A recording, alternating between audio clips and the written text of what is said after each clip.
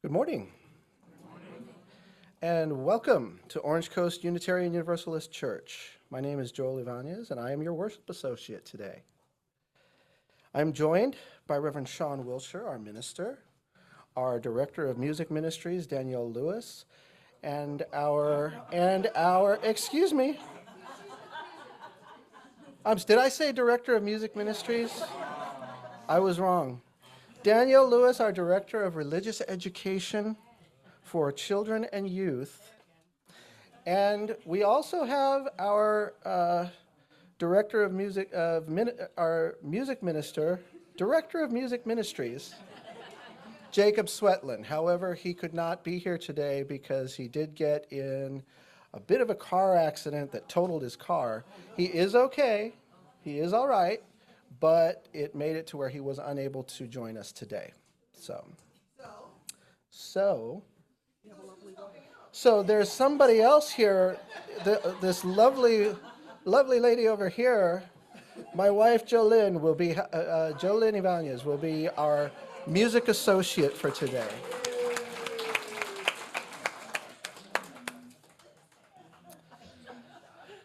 We all welcome you this morning.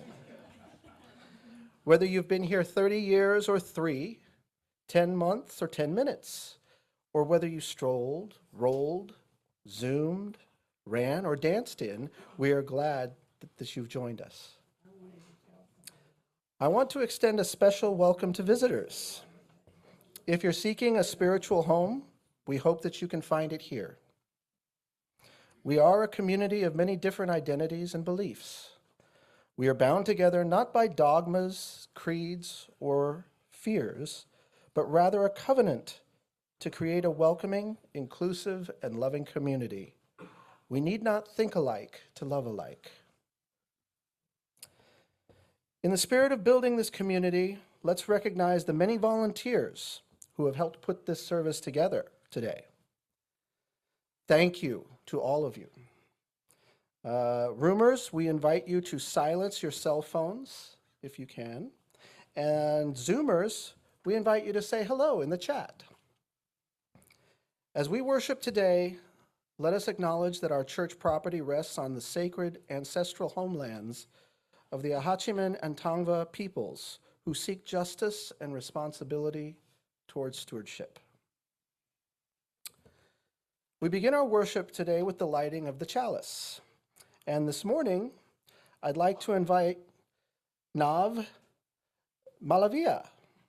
Nav is Nav is a member of the church. He grew up going to St. John's Universalist in Cincinnati. He recently graduated from Berklee College of Music in Boston, where he obtained a degree in audio engineering. And he likes playing video games. So let's give them in. Yes. Please, let us go ahead and say our unison affirmation. Love is the spirit of this church, and service is its law. To dwell together in peace, to seek truth in love, and to help one another. This we affirm together. Please rise in body and spirit to join us in singing our opening song, which I will say was a favorite of a good friend of ours, a good friend. Clover Barron. Clover, who passed recently. But this was one of her favorite songs, so We please. sing this in her honor.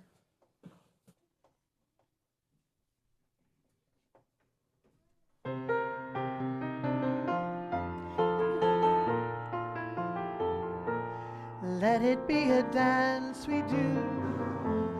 May I have this dance with you through the good times and the bad times too. Let it be a dance. Let a dancing song be heard. Play the music, say the words, and fill the sky with sailing birds. Let it be a dance. Let it be a dance. Let it be a dance. Learn to follow, learn to lead.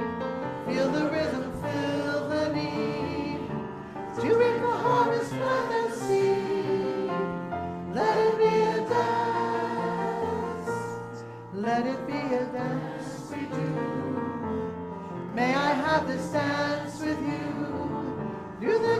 times and the bad times too.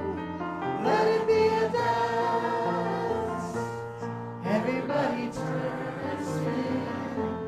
Let your body learn to bend. And like a willow in the wind, let it be a dance. Let it be a dance. Let it be a dance. A child is born, the old must die. A time for joy, a time to cry.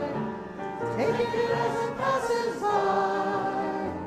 Let it be a dance.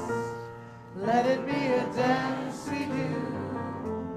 May I have this dance with you. Through the good times and the bad times too. Let it be a dance. Morning star comes out at night. Without the dark there is no light. If nothing is wrong and nothing is right, let it be a dance. Let it be a dance. Let it be a dance. Let the sunshine, let it rain. Shed a laughter, bear the pain. And round and round we go again. Let it be a dance.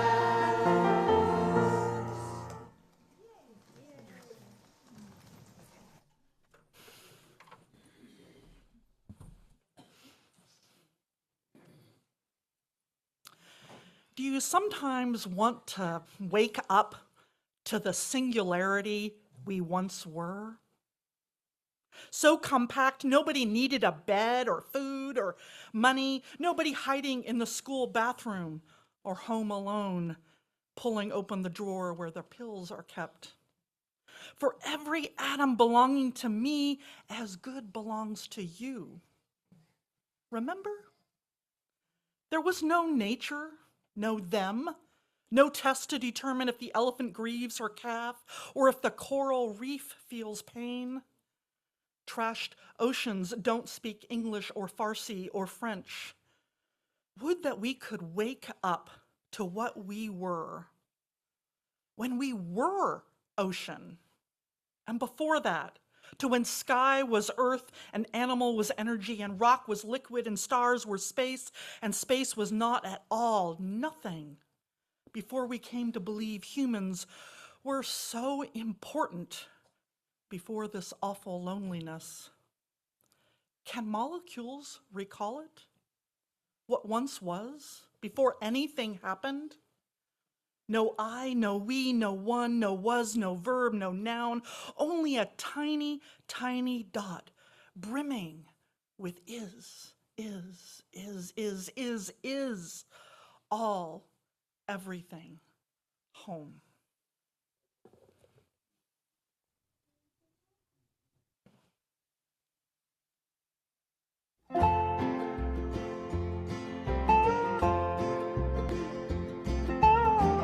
Everybody is wondering what and where they all came from. Everybody is worrying about where they're gonna go when the whole thing's done. But no one knows for certain, and so it's all the same to me. I think I'll just let the mystery be. Some say once gone, you're gone forever, and some say you're gonna come back. Some say you rest in the arms of the Savior if in sinful ways you lack. Some say that they're coming back in a garden, bunch of carrots and little sweet peas. I think I'll just let the mystery be.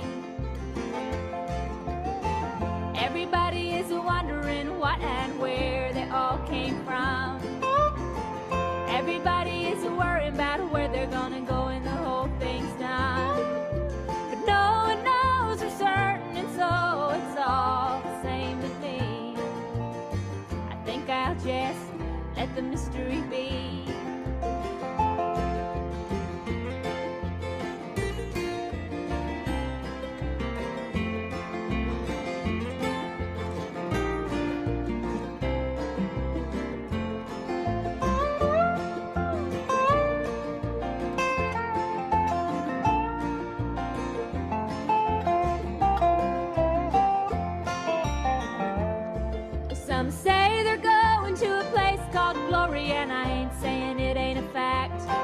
But I've heard that I'm on the road to purgatory, and I don't like the sound of that.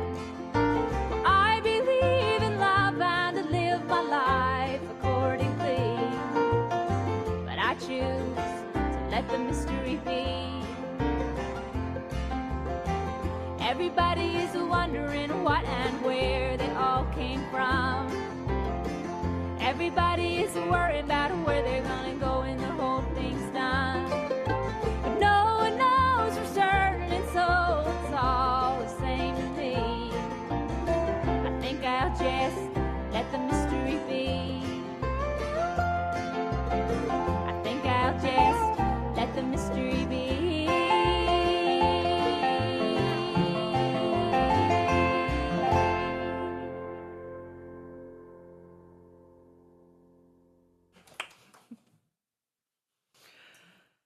All right, well, this morning I'd like to invite Danielle Lewis, not our Director of Music Ministries, but our Director of Religious Education for Children and Youth. She's going to come and read us a story.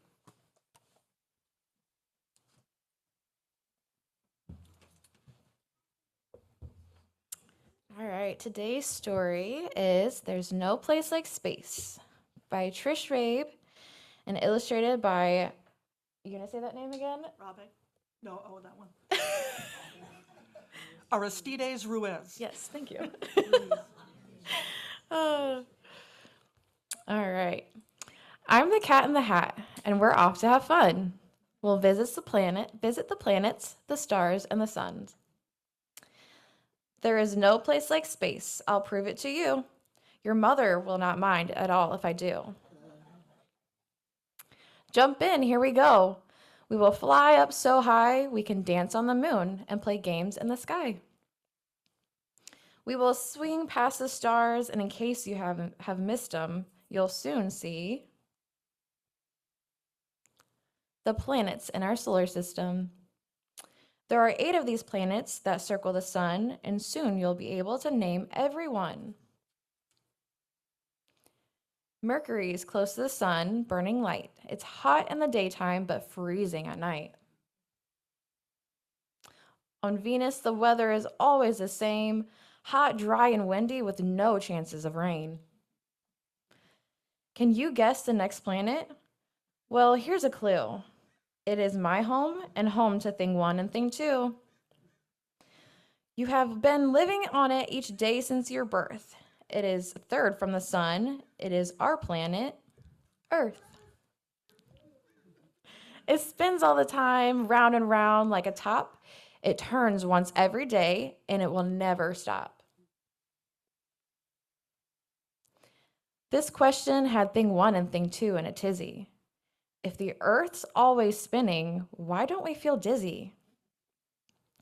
We don't feel the Earth as it spins on its way because we're spinning right with it right now, every day. Next, here is Mars, the color of rust. We sneeze here because it's covered with dust. Travel to Jupiter, and you will find it is bigger than all the other planets combined. Saturn has rings. It's so light, who would think? It could float in the ocean and not even sink. A planet can have satellites that surround it. Uranus has a lot of these objects around it. There are colors in space. I will show you some too. I will show some to you. Neptune, planet 8, is a beautiful blue. We have seen all the planets. Now here is a trick to remember these names and remember them quick. Say Mallory, Mercury, Valerie, Venus, Emily, Earth, Michael's Mars, just Jupiter's, I can't even say it, saved Saturn, up Uranus, 999, Neptune, Nichols.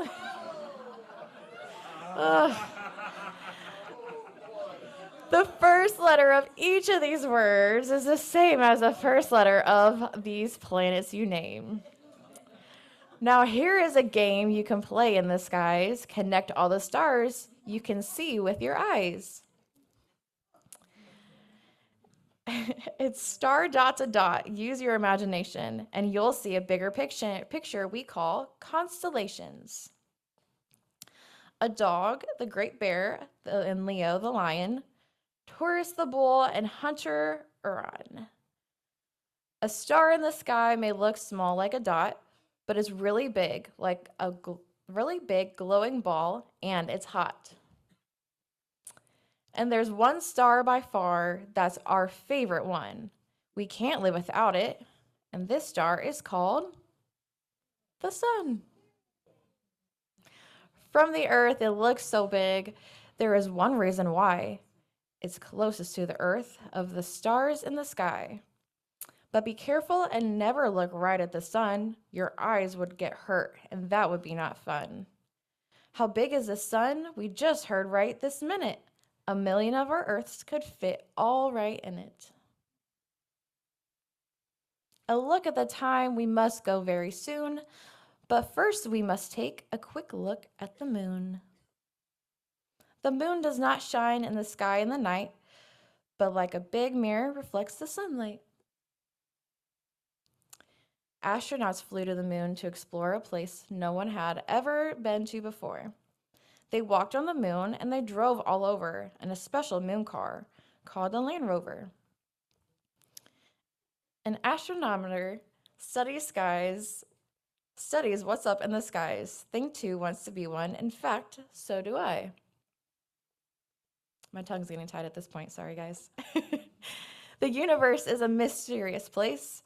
We are only just learning what happens in space. So I bought you a present to look in the sky.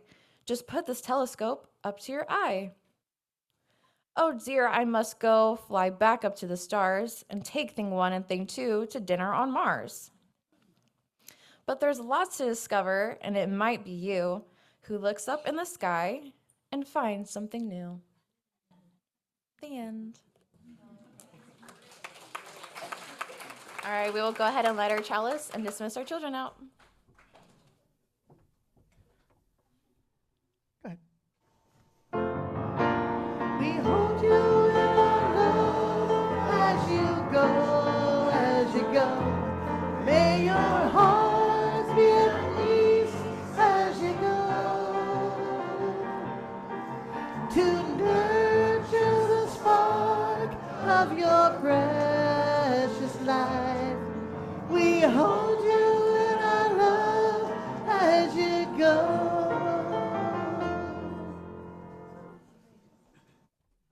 Maybe that should be as you zoom. Zoom on, run by. All right. So I want to give, by the way, just a little shout out this morning. Today's idea, if you want to blame anybody, blame Randy Kokel. He sent me an article that sparked today's service today. I think he's online. Hi, Randy. Let's see here. All right. Have any of you ever seen this before? Right? Maybe you've been up in the mountains. For me, I remember being out on the Great Barrier Reef in Australia on an island way out there at night, and you could see the entire Milky Way, right? Have you ever been out and seen all of it? It's absolutely incredible, isn't it? I mean, you feel this sense of wonder, all those glittering lights out there, stars and galaxies. It's incredibly inspiring, and it puts us almost into kind of a different headspace, right? We feel so small against such vastness. It's also really annoying. Okay, it's annoying for astronomers, okay? Because it's got another name, this wonderful Milky Way in our night sky that we see. It's called the zone of avoidance. Now, I know that we've all been to the zone of avoidance before, and I'm not talking about the feeling that many of us have about the news since the election, but it's called the zone of avoidance by astronomers because for the longest time, astronomers couldn't see any nebulae or galaxies in it. Now you might be like, well, why couldn't they see anything in it? Of course, I'm going to tell you. Because we've got this huge center of our galaxy in the middle of the way. Right? There's too much stuff in the way. We're trying to see beyond dust and old stars and galaxies, and of course the light around what seems to be, we think, is a black hole at the center of our galaxy. We can kind of see above and below, and we can see a little bit around it, but there's about 10 to 20% of the universe that we cannot see, okay? And why is that annoying? Because you think, well, we'll just extrapolate from everything else we had, but because there is a huge mystery behind the zone of avoidance. See, most of us know that the universe, we've been told, right, that the universe is expanding, right? We're pretty sure at any rate. But there's an odd thing that's happening. Our galaxy and a bunch of other galaxies around us, we're kind of going in the wrong direction, okay? There seems to be a gravitational pull of something that is going against the expansion, or at least fighting it to some extent. It's called the Great Attractor. Don't you love astronomers? The zone of avoidance, the Great Attractor. I love it. That's where, and of course, right, guess where, of course, the Great Attractor is? It's behind the zone of avoidance, okay? So that's why it's so annoying. We want to understand what's going on.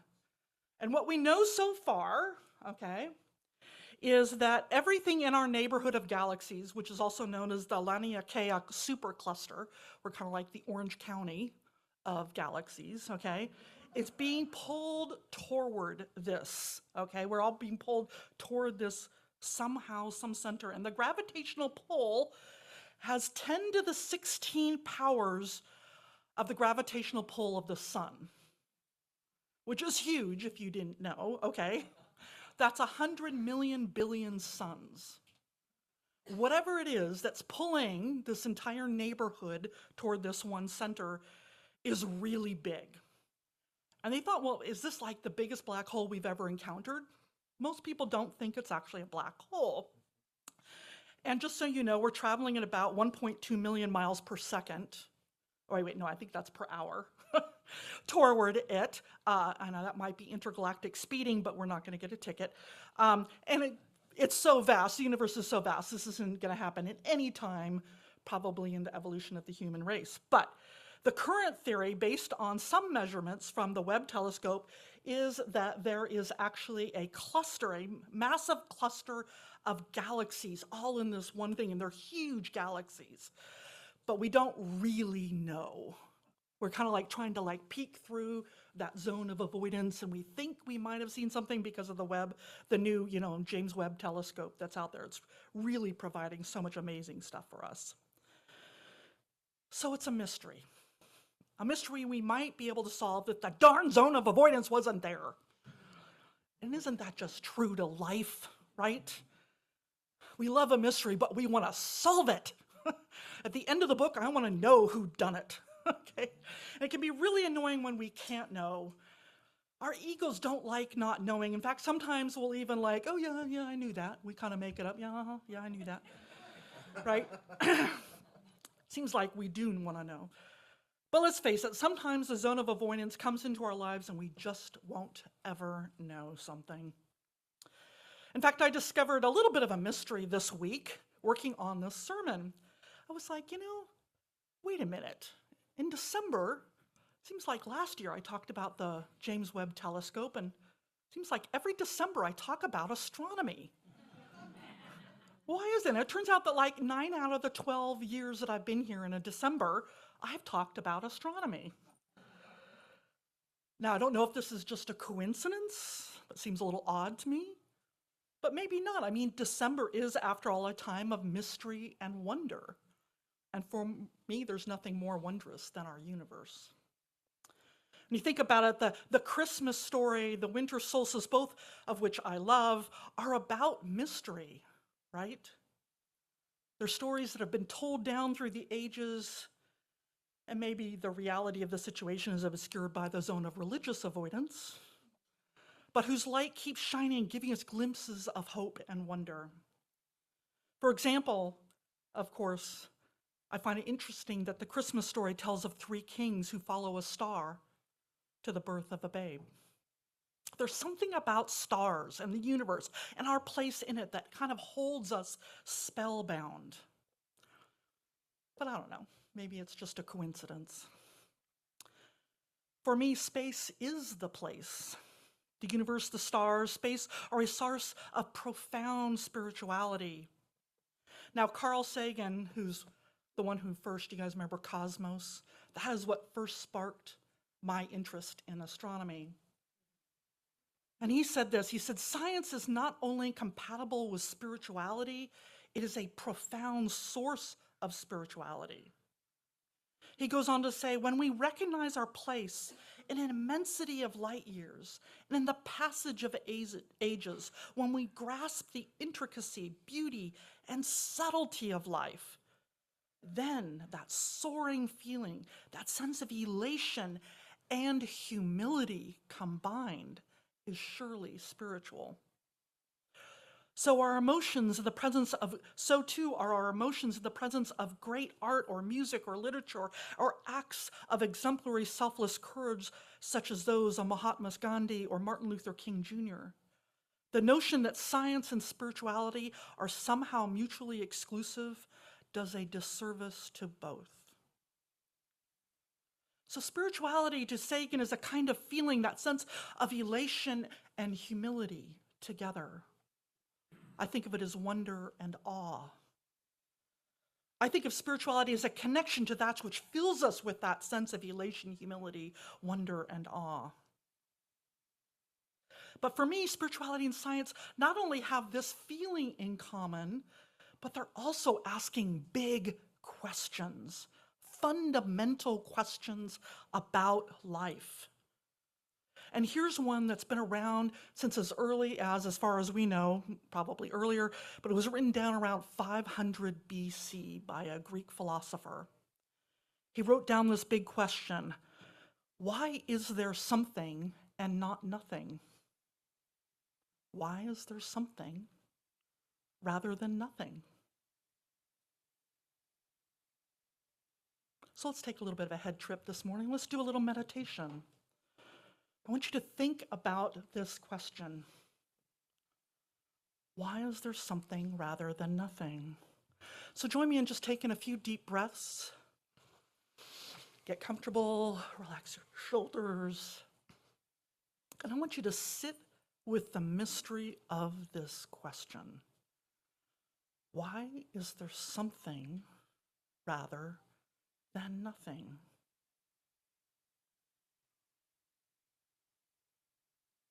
For some, this might be an uncomfortable question. That's okay. You don't have to actually answer it. You can just sit with it. Why is there something rather than nothing?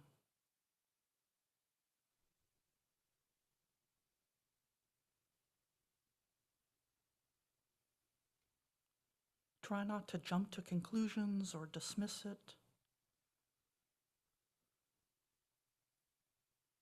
Why is there something rather than nothing?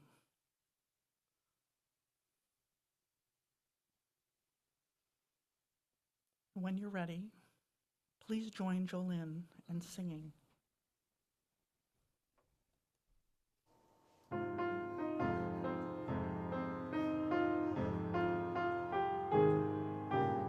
Where do we come from? What are we? Where are we going? Where do we come from? What are we? Where are we going? Where do we come from? Where do we come from? Mystery, mystery, life is a riddle and a mystery. Mystery, mystery, life is a riddle and a mystery. Where do we come from? Where are we going? Where do we come from? Where are we going?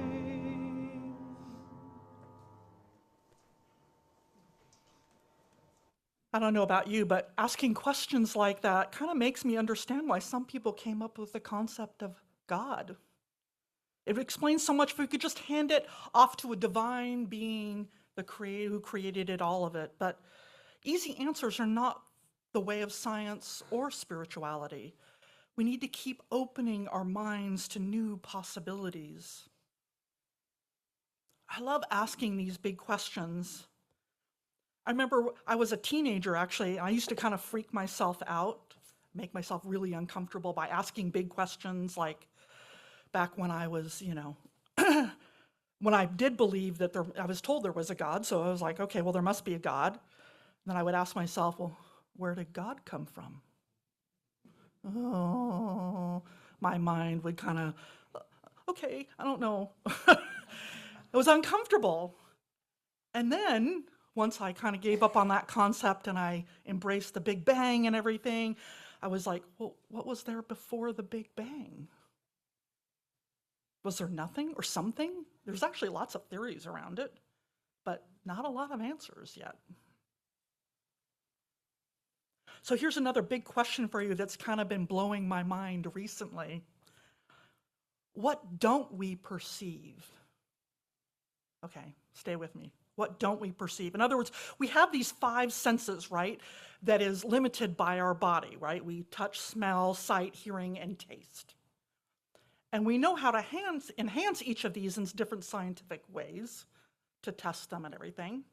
And we know we don't see or hear everything with our human senses, right? So ultraviolet light, right? We don't see that necessarily, or the red light and all that sort of thing. But we do know that other animals see, hear, touch, smell, and even taste different from what we do as human beings. And all of these senses that we have tell us how to perceive the world. But what if there's a perception we don't have? That we can't even know what it is. And is anybody else tripped out? Because this trips me out, okay? Now this question was actually posed not by me, but in the 18th century by the philosopher Immanuel Kant. Now he's not easy to understand. I actually tried to find a reading. I was like, yeah, no, I'm not doing that to them.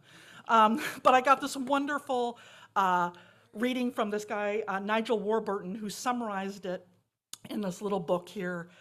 He summarized Kant this way. He says, if you're wearing tinted spectacles, they will color every aspect of your visual experience. And you may forget that you're wearing them, but they will still affect what you see.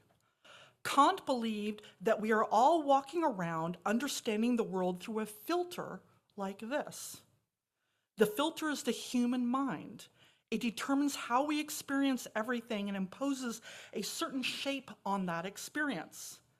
Everything we perceive takes place in time and space, and every change has a cause. But according to Kant, that is not because of the way reality ultimately is. Ooh, this is the trippy part. It's not because the way that reality ultimately is, it is the contribution of our minds.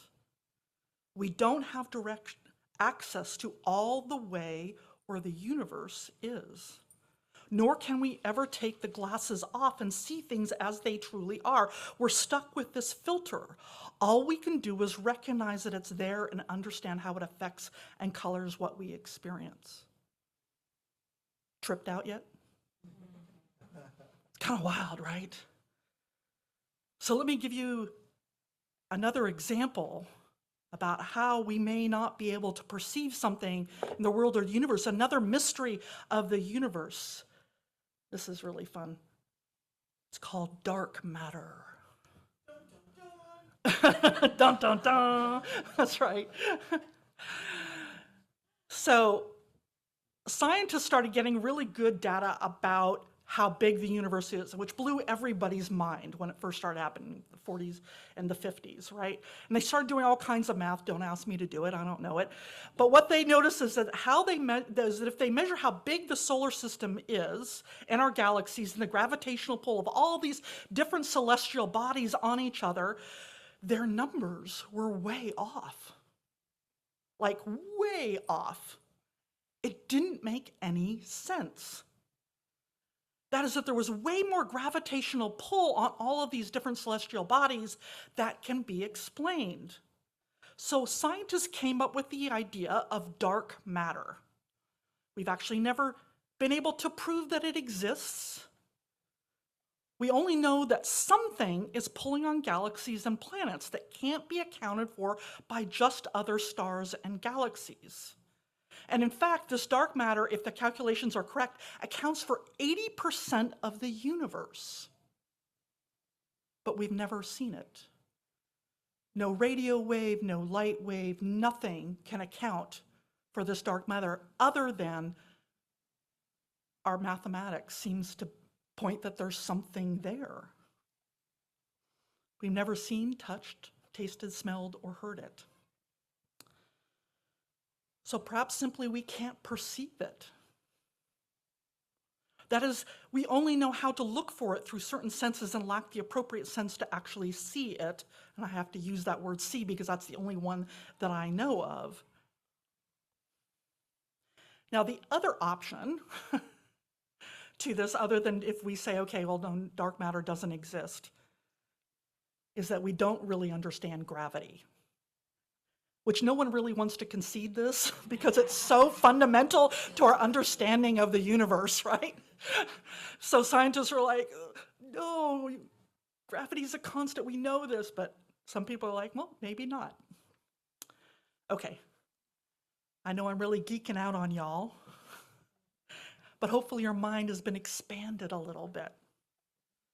And why do we talk about this in a church, right? I think it's because of that soaring and humbling feeling that Sagan talks about. Because to me, that's spirituality and science at its best. And we like that soaring feeling, but we're a little more uncomfortable about feeling humble. We want to know. We humans, we're creatures of curiosity, and it can kind of get us into trouble sometimes because we just want to know.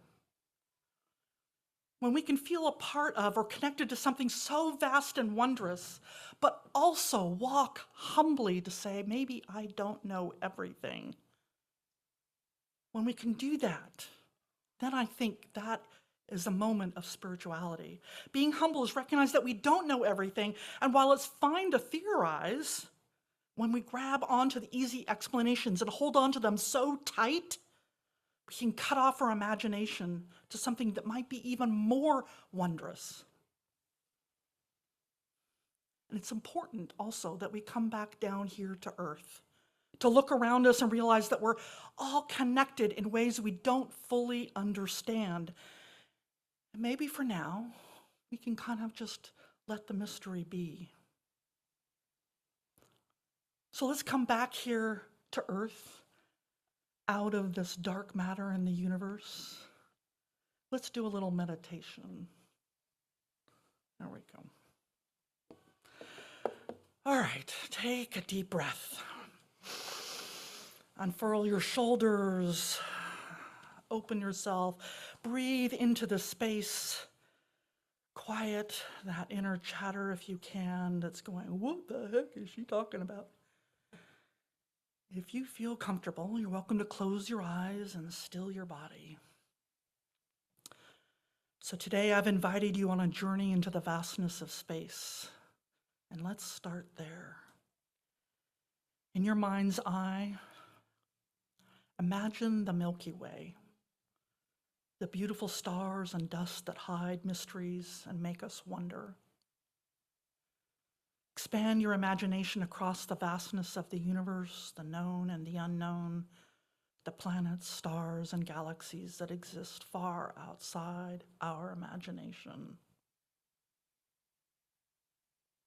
Let your spirit touch the mysteries of the beyond, the mystery of the universe, the mystery of what? Of that which we may never truly know or understand.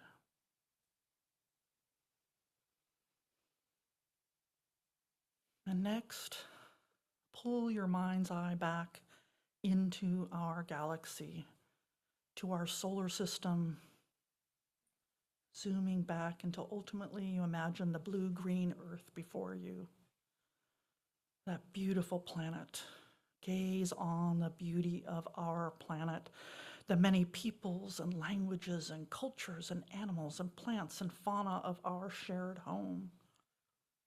This interdependent web of all existence of which we are a part. Run your imagination across the fields, the oceans, the forests of these lands, recalling the generations of people and animals that have called this planet home for hundreds and thousands of years. And know that there are mysteries on this planet too, to fill us with wonder and astonishment.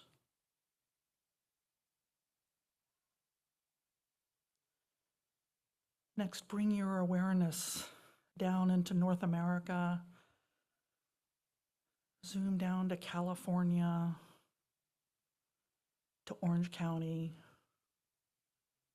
and bring your awareness here into this church, to the space around you.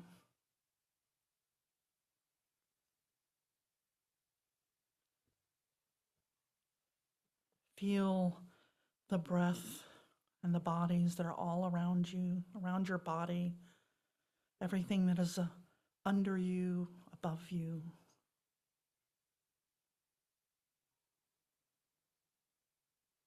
Think of the feel of this place and recall the memories associated with what and who may be around you, who has been here before.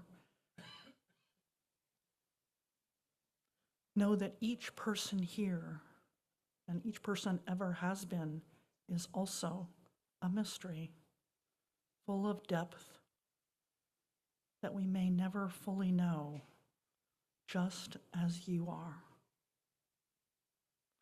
Each of us holds joys and sorrows that we may not share, but we hold all of that in our hearts. And with gratitude, send loving kindness to all in this shared space with you.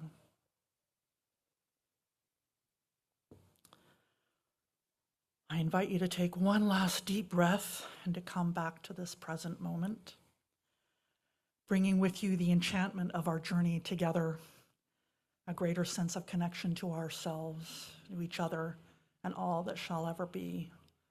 Because as cool as mysteries are, this here is what matters. Our relationships, love, hope, joy, and wonder. We may never solve all those mysteries, but we will travel on this journey of life together. And this December, I invite you to look up at the night sky. If you can see the Milky Way, it'll be someplace way away from the city, but maybe you can see some stars. Let your mind wander, ask big questions, and then, with humility and grace, let the mystery be. And when you're ready, please join in singing our returning song. Would you like to rise and body your spirit on this one? It's one of our favorites, I know.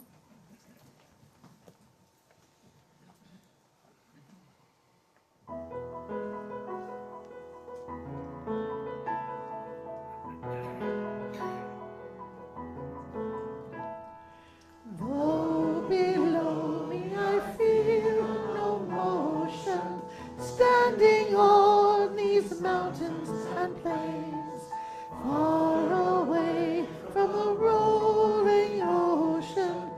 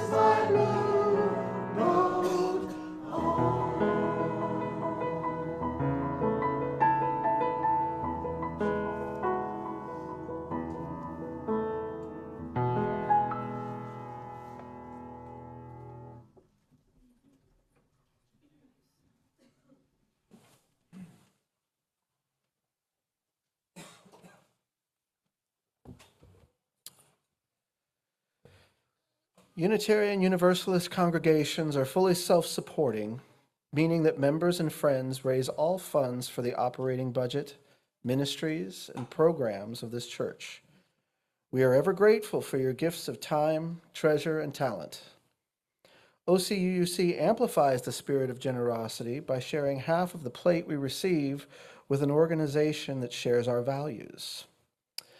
This month, we are partnering with Share Ourselves, also known as SOS, which is a health care organization that provides health and supportive services for the community, providing social services, financial assistance, and food distribution throughout all the families of Orange County. There are multiple ways in which you can support the church and this organization. You can mail a check, you can go through our website, or use an app called Vanco Mobile. If you're a roomer, you can also simply use the basket as it's passed. The choice is yours. All the information is on our website should you need it. As always, thank you for your generosity.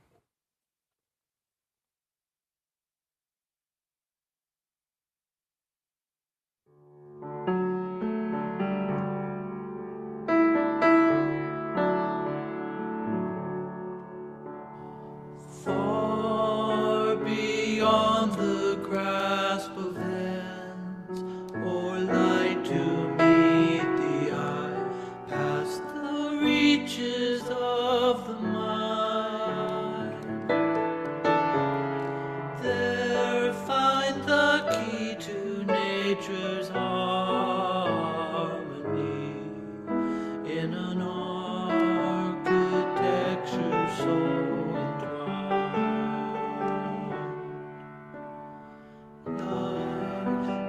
birds whose patterns grace the sky and carry all who join in love expanding. The message of peace will rise in flight, taking the weight of the world upon its wings. The oneness of everything.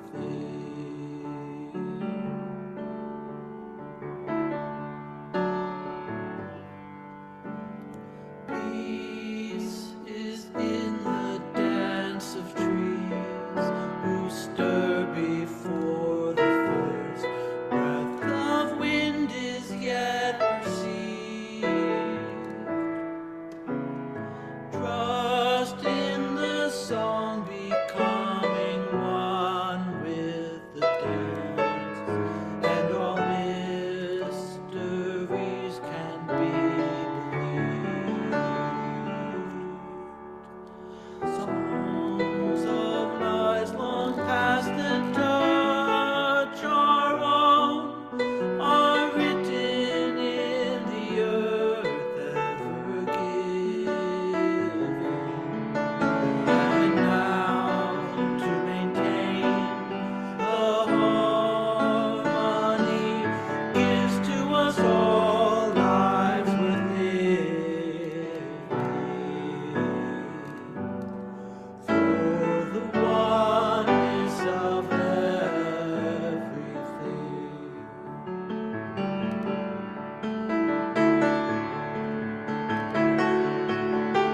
Still, we seek to find a truth that we might understand and reduce to terms defined. Vast and immeasurable time, space, also overwhelmingly designed.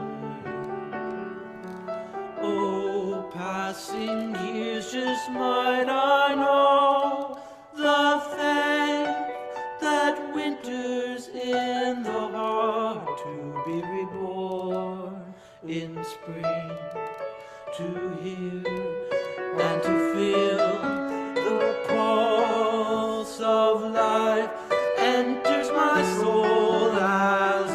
song to sing of the oneness of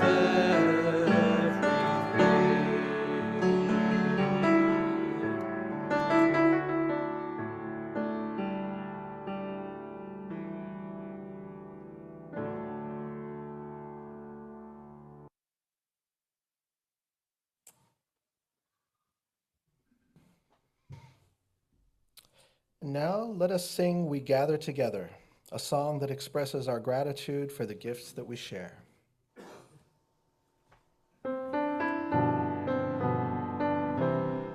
Gather together, we gather as one, for peace, love, and justice for everyone.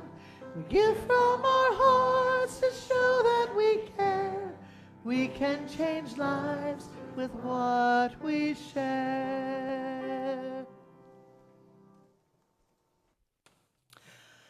Well, now is that time when we honor the important events and people in our lives, and you are invited, one and all, whether you're a member, friend, or visitor, to participate in this ritual that we call Joys and Sorrows. I'd like to invite Lori Kluge up here. She's one of our pastoral care team members, and she's here to assist you.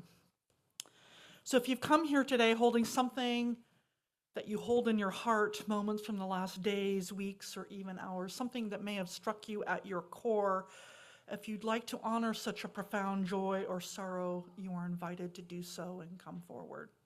If you're a roomer, you're invited to come forward to light a candle.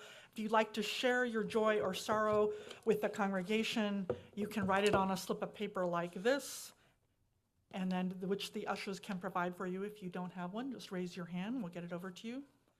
And then simply hand it to me. And if you're a Zoomer, you're invited also to share your joy or sorrow in the chat. And I'll read those out loud, and Lori will then light a candle for you. You can, of course, always just ask for a candle to be lit. So, roomers, please come forward, and we'll then read all of these out loud. And as music is played, I invite you to silently offer healing or celebration as you feel called and according to your own beliefs. Please come forward.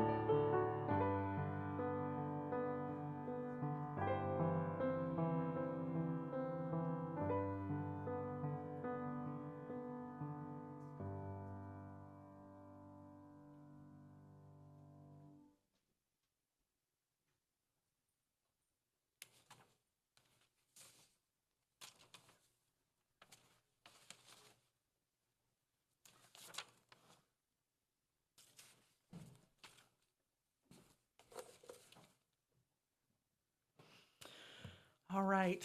Well, Ralph sent me one, and he would like a candle lit because he's enjoying a visit from his son Adam, who lives in Raleigh, North Carolina, but he's here visiting. All right. So here in the room, Gabrielle, she celebrated a milestone birthday last Wednesday, and I know which one, but she doesn't want to say. But it's a big one.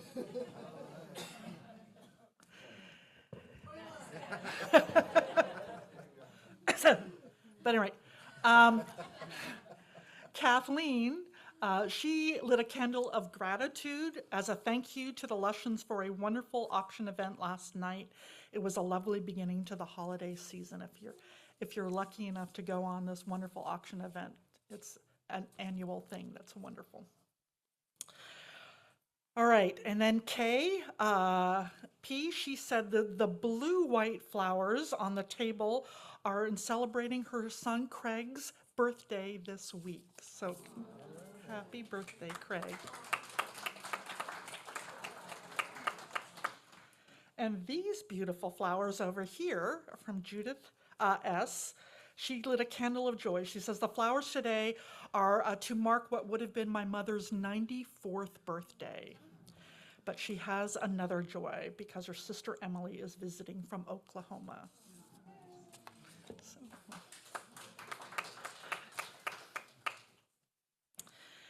And Sandy M., she lit a candle of healing and love for Sarah H. Many of you know Sarah, who moved to Atlanta but is usually here online. She is having hip replacement surgery on Thursday. And Monday would have also been Sarah and Rob's 52nd anniversary. As you know, Rob passed away. 52 years, wow. And Lori Kay, she lit a candle of peace for Martin Benson. He was the South Coast Repertoire's founding artistic director, and he passed away on November 30th. She says he was a dear, benevolent Renaissance man. And Sophie Zoe, she lit a candle of sorrow. She says, my sister who needs a liver transplant. Says, ask for positive thoughts and healing vibes, prayers for fundraising efforts and recovery. Yeah, we definitely will, Sophie. And let's see, and then Craig P., the birthday boy, he lit both a candle of joy and of sorrow. He said, a sorrow for Pearl Harbor Day, which was yesterday, a day of violence, but a joy for World War II ending with peace. And let's see online, if you could light a candle for Kathy L. She says she's so filled with joy for her granddaughter who just turned 2 years old. Her name is Gracie. Aww. And I ask that we light a special candle for Clover Barron, one of the beloved members of this congregation who passed away earlier this week. You all remember her rainbow-colored hair, tie-dyed shirts. She will be missed. So let us hold in love all the joys and celebrations and all the hurts and sadness, both spoken and silent. Let our joys remind us to be thankful, our concerns remind us to hope, and our sorrows remind us to connect. Let all these moments remind us that we are not alone. Please join Lori in a spirit of prayer.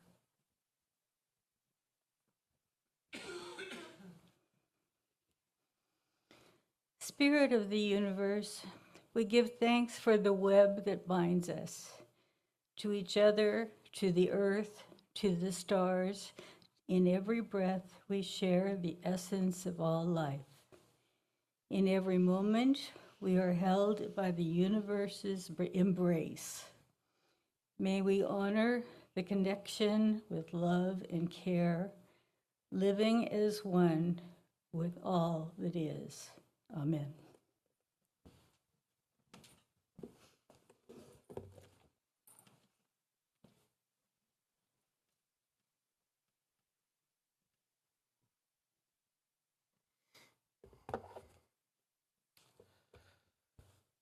Let us join together as we extinguish the flame of our chalice and say together, we extinguish our chalice, not the light of truth, the warmth of community, or the fire of commitment. These we carry in our hearts until we are together again. Thank you for joining us this morning. If you're a guest, a visitor, or someone who hasn't yet been known to us, I invite you to become a part of this beloved community. If you'd like to know more about our church, we invite you to either stop by the welcome table outside in the courtyard or contact us at hello@ocuuc.org, and we will help you get connected. Zoomers are welcome to stay after the chat and after the service and chat with one another online, and we want everyone to feel a part of this beloved community, so please reach out and we'll help you get connected. And there's lots of ways to get connected, to get to know people in this congregation. You can see all these wonderful things that are going on today and throughout the week, and big stuff coming up here.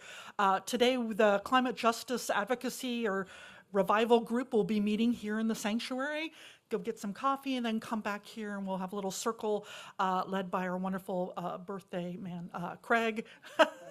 And as we sort of keep moving forward step by step into helping deal with climate justice and all the justice things that go with it. The second thing I want to mention is, remember last week, we put a big plywood board out here as we're building our new sanctuary. For those of you who might be new, you can see we're building something over there. We put some messages to the future on this big plywood board out there. So if you have not put your message, put it on there, because that board is going to be going into the sanctuary. We were kind of hoping it would be behind the pulpit, but it turns out there's no plywood going there. So we're going to put it behind the joys and sorrows table. Isn't that sweet? Yeah. So, but put your message out there if you haven't already. So the other thing is the Last World Religions class, we're going to be summarizing with the Baha'i Faith and Unitarian Universalism, is going to be online on Tuesday night, 7 o'clock. It's on Zoom. Everybody is welcome to come there. And then last but definitely not least, Wendy and Judith have been working with Share Ourselves, which was our offertory today. We do this thing where we take on a family. We've got a big family, 5 adults and 5 kids, and we've got most of the things covered, but there's still a few things left. If you're not a shopping person like me, I avoid malls like the plague.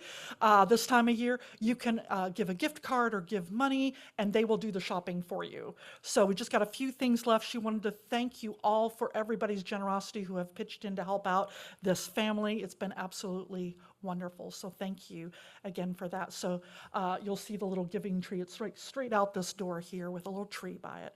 So, all right, everyone, may the wonder of this season fill you with awe and maybe even a little humility. Let us join in singing our recessional song. Whoa, That would be you. hot mic.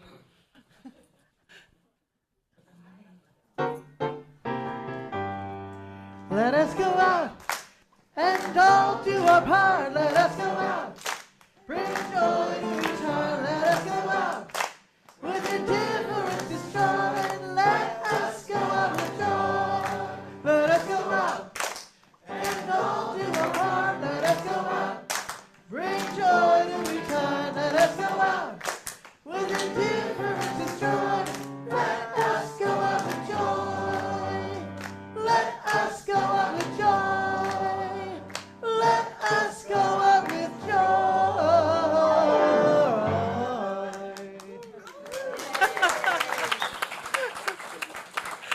This service is over. Let our service continue.